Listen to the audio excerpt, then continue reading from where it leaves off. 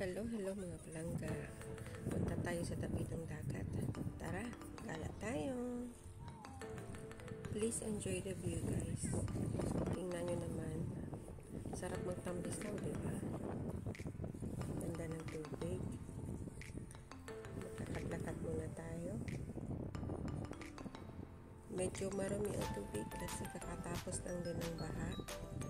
Pero di mapigilan eh.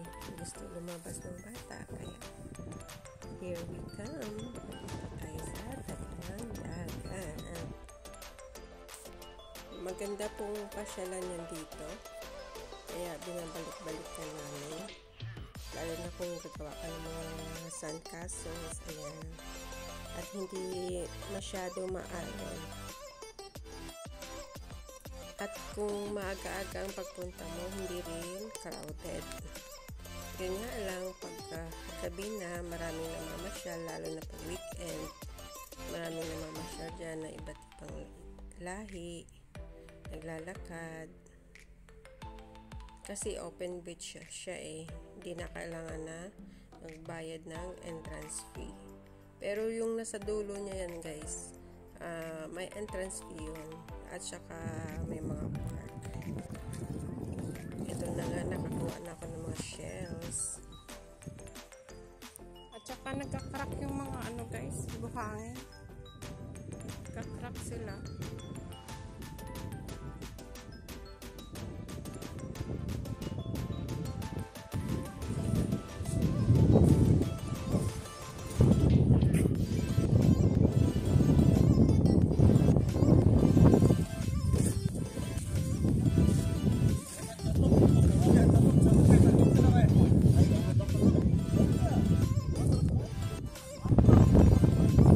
Grabe yung tubig.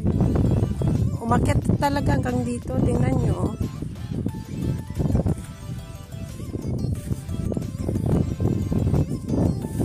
Nabakbak yung yung buhangin.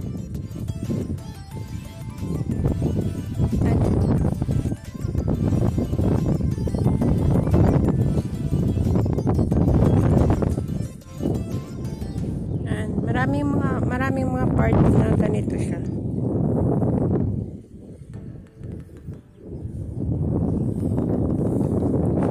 May mga naliligo.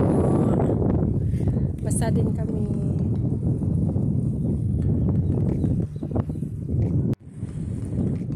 Daming ibon doon. May nagpapakain. Malayo nga lang. Ituloy natin ang paglalakad. So, ito na nga, maraming bato-bato sa gilid at saka mga lumot-lumot dyan. At napaka-soft ng ng tubig doon sa dagat. At syempre, gumamit ako ng chinelas nung lumublob ako doon. Kasi marami siyang mga bato-bato at lumot na dahil sa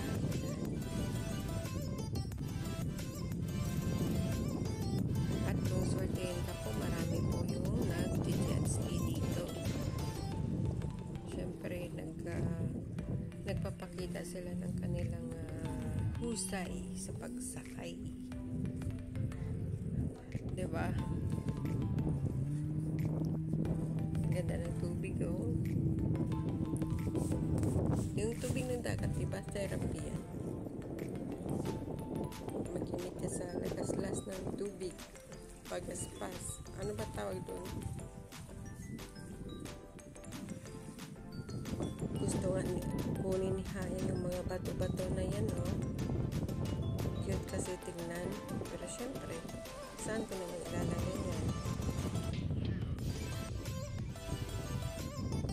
Sana guys, nag-enjoy kayo sa ating relaxing na pamamasyal. And shout out sa ating mga members and super chatters.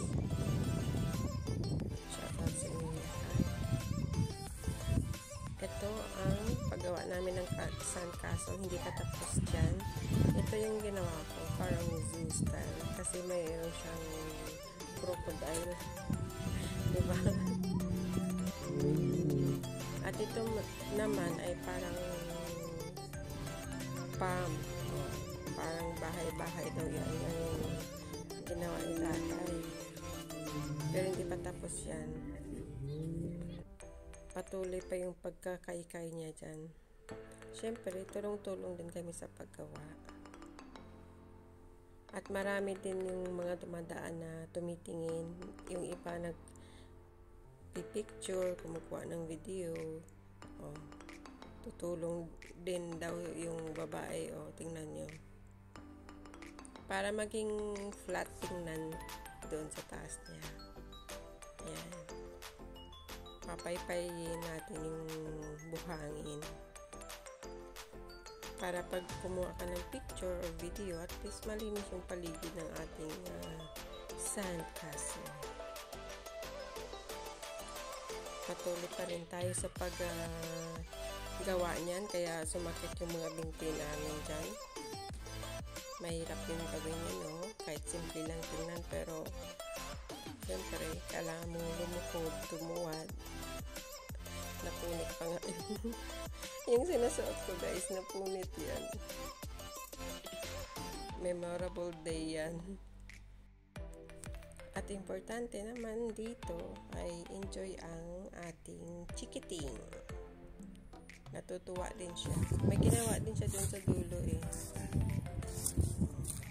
Ayan siya, mga half finish na siya. Si tatay nag-enjoy din sa pagkakaykay. At least na-relax din yung utak, diba? Relax din sa puro trabaho. Ayan siya.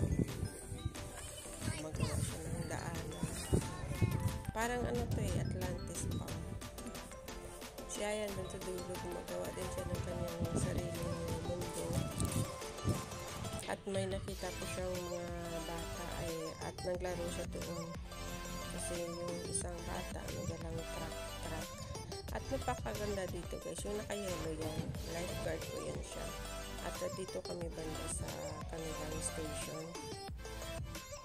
At binabantayan talaga nila na pag may pumunta sa gitna banda, pipito agad yan. O, alam mo naman na pipito siya. Ako, lingon din ako ng lingon. Ganon talaga, no? Kahit alam mo na.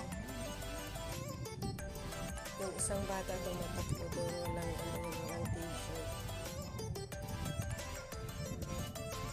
Enjoy naman sila eh. Kahit pa paano, at least nakapaglibang-libang. Ayan sa gitna, lalagyan pa ni tatay. Ayan. Ganon. Pang cupcake to eh. Pero, no choice eh. Yan na lang yung ginawa namin. Abangan ang susunod na kabanata niyan ay abangan niyo mamaya pag matapos na siya. Habang ginagawa namin to, guys, maraming napapadaan, napapatingin, meron dito nag-picture at nagtatanong kung ano ba yan. Siyempre, andyan si tatay to the rescue. Ngiti-ngiti lang siya. Dito na part, lagyan natin ng pangalan para medyo social. Sa paglalagay ko ng pangalan niya, guys, merong isang babae nagtanong sa akin. Sabi niya, ano yan? Meron kang Instagram? Sabi ko, wala akong Insta. YouTube lang. Siguro sinerch yung pangalan ni Haya. Yung ginamit ko po dyan ay bato sa pagsulat. Wala kasi akong makuha ang kahoy. Ayan, bilisan natin. Kompleto na yan siya, guys, pero si tatay hindi mapakali. Hindi siya kontento. Inuulit po niya yan. Pero maganda naman yung gawa niya. Same pa rin naman, pero inayos lang niya yung maging malinis tingnan. O, diba? Pagod na kasi aketch. Masakit kaya sa binti. 2 days kong ininda yung sakit ng binti ko, no? Makagawa ng ganyan. Pero exercise pa rin naman. I'm not complaining. Sinasabi ko lang. Ayan na, inulit na ni tatay. Gamit niya shell. Sa akin kanina bato. Same lang din yung pagsulat ko kanina. Pero nilinis niya. Ganda tingnan, diba? Ganyan talaga daw. Kailangan magtulungan. Sana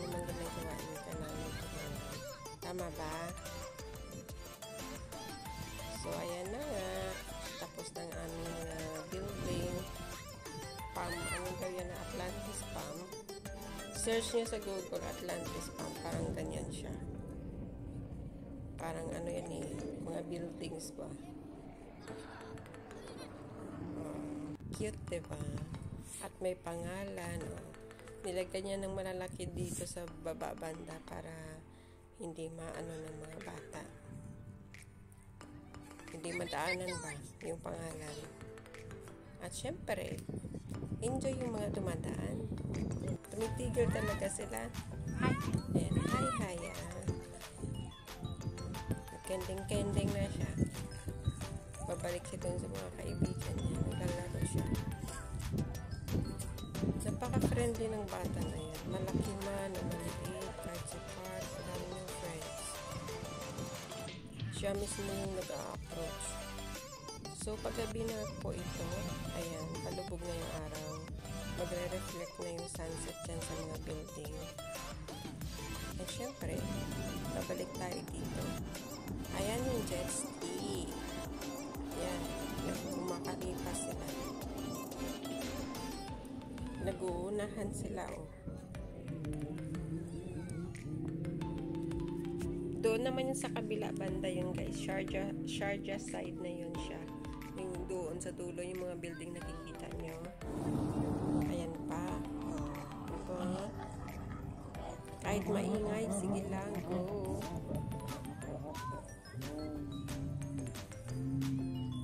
Magliligpit na po kami, guys, at pauwi na rin. Nagbaon na kami ng tsaka. At konting kain dyan kung anong meron. Biscuit. Banding na yan. Masaya si Haya, guys. Yan yung gusto niya. May kabanding siya.